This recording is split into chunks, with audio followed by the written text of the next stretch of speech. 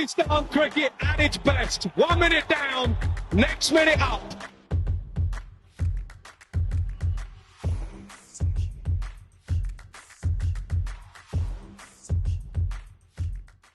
Thanks very much for joining me, folks. I'm delighted to be joined by a very familiar face in the world of cricket. From Australia, South Africa, Sri Lanka head coach. He's coached Karachi Kings and all around the world as well. And of course, he was at the helm and very fondly remembered by Pakistani cricket fans. He was at the helm of the Pakistan cricket team when they won the Champions Trophy as well. The one and only Mickey Arthur. Mickey, thanks very much for your time. Thank you very much for having me, Saj. Always a pleasure. First and foremost, happy birthday. Thank you. Thank you. Really appreciate it. You start forgetting your birthdays when you get to the age I am now, but thank you. Very, very, very much appreciated.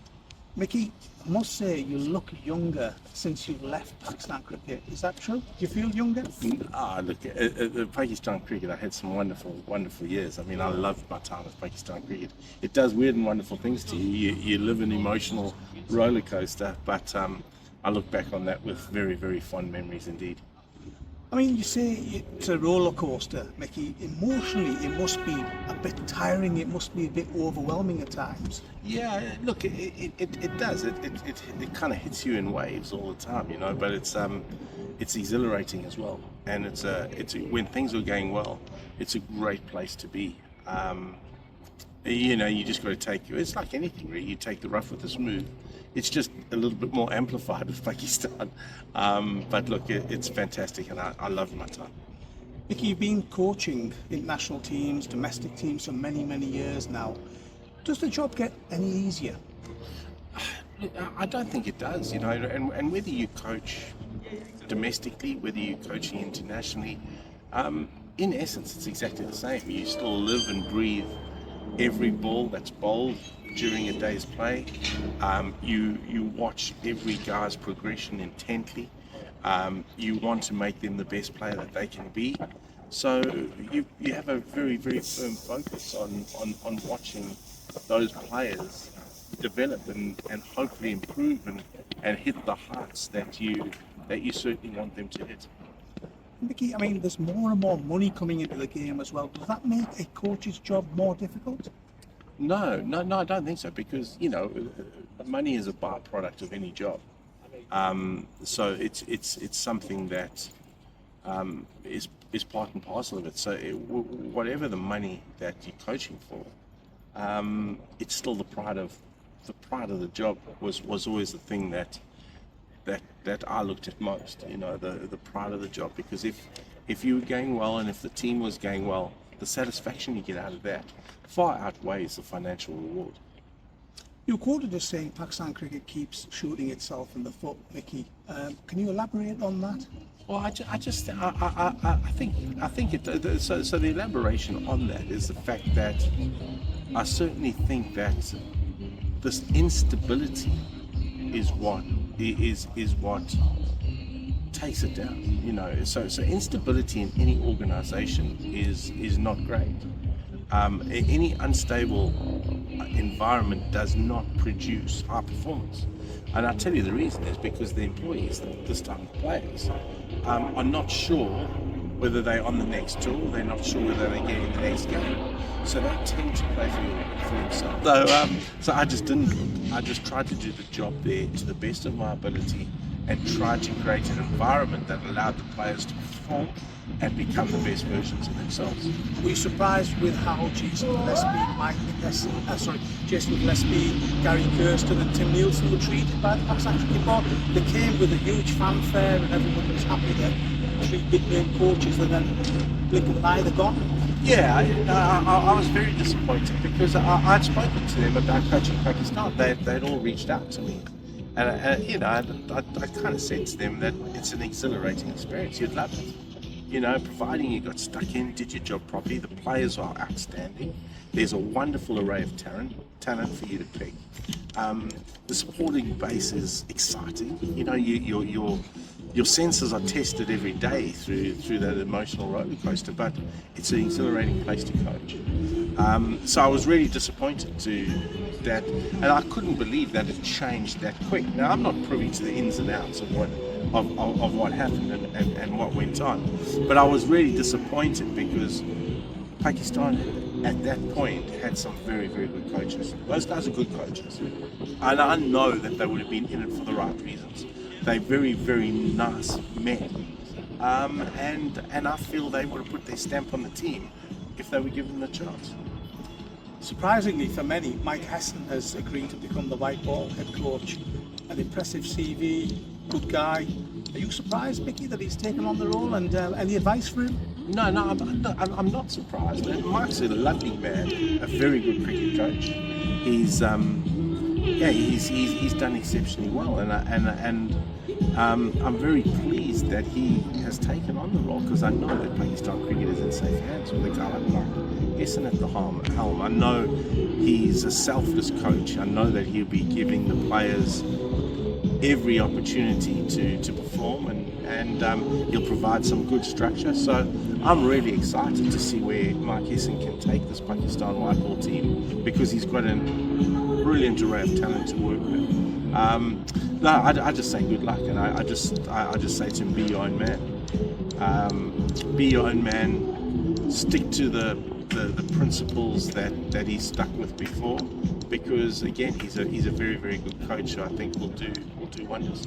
But he's got to be given that little bit of freedom. You know, it's almost like Akib Javed is sort of bringing him down the neck almost of the coaches at the moment. He's being given another role with the PCB director of high performance. Yeah, well, that's where it gets murky for me.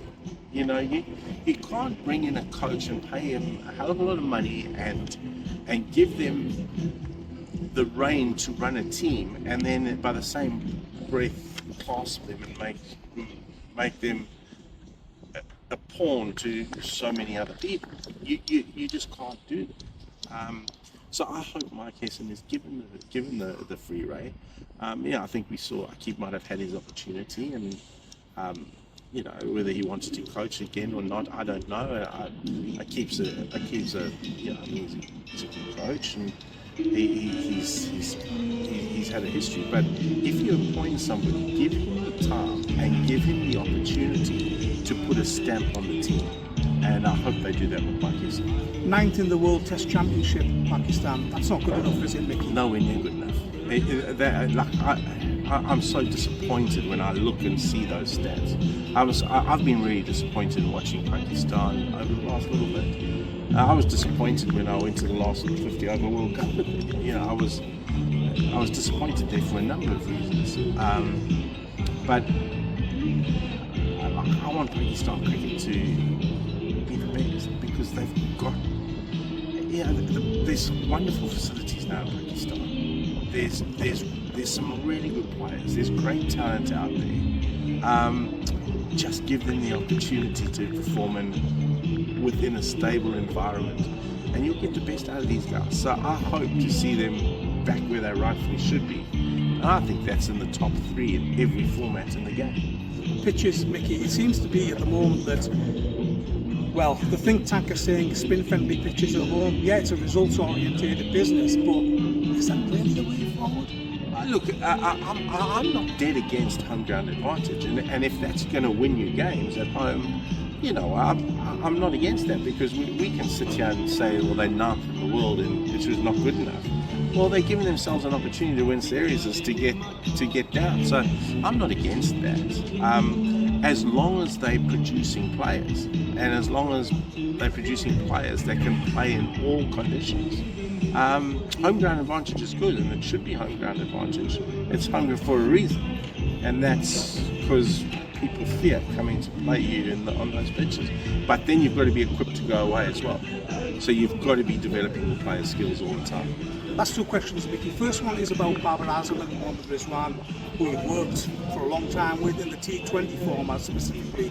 They were dropped for the series against New Zealand, and there's rumours now that Mike Hesson may want to bring them back in the T20 format. Fans have been calling them selfish. Where do you stand with Babar Azam and Rizwan at the T20 level? Look, it's an interesting one.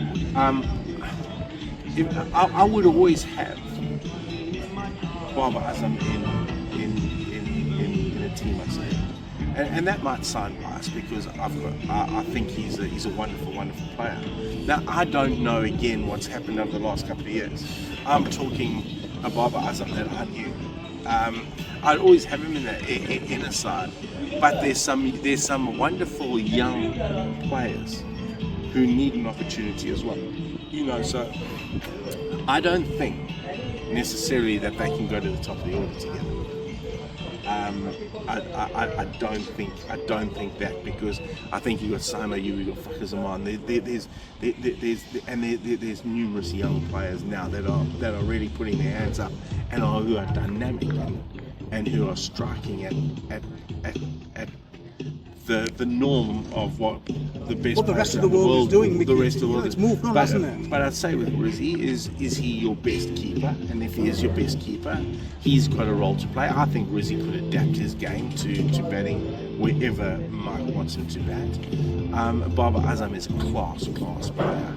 Class players don't come around very often. Class players are good enough to adapt their games as well. And I think in the right environment, I think Babar Azam will certainly adapt his game. So it's going to be interesting to see how it all pans out. I just want to see Pakistan cricket have some success. And finally, Mickey, Pakistan is looking for a test coach. I've always said you suit the green of Pakistan, Mickey. Yeah, interested?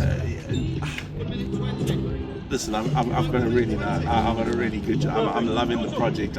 As you say, you never say never. Eventually in life, but I'm loving the project I'm doing at the minute, and yeah, I mean the green was nice, but not for the time being. So watch this space then. There we are, folks, the one and only Mickey Arthur. Always a pleasure speaking to you, Mickey. Thank you, Seth.